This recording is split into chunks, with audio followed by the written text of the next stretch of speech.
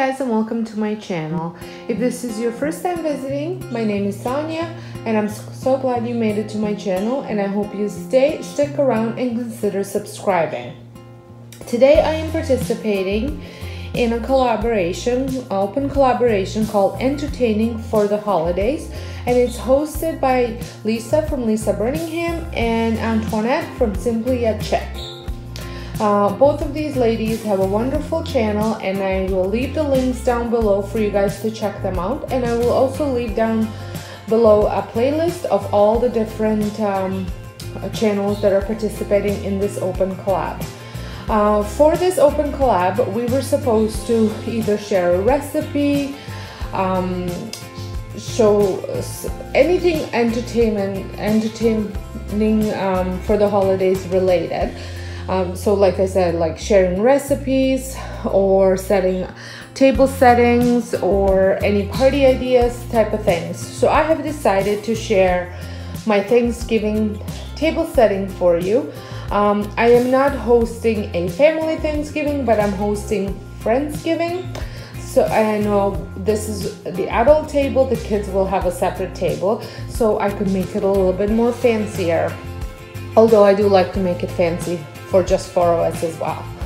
I am using my fine china, which I only pull out for the holidays because it is on a bit pricier side, and I have gotten it as a gift from my husband's grandmother.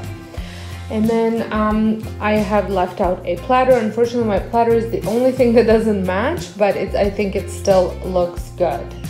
I have gravy boat, some fancy glasses, and then over here just some other things that I would use for salad, some other trimmings to go with the turkey, and some cranberry sauce.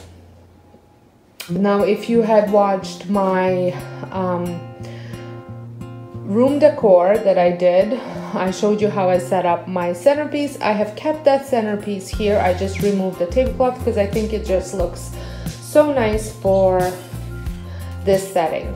The napkin hole rings was another DIY, and I will link it down below.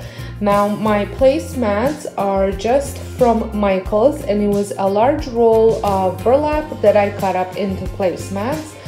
And then the little placemat underneath had come from a dollar store. I'm not sure whether it came from Dollar Tree or Dollarama.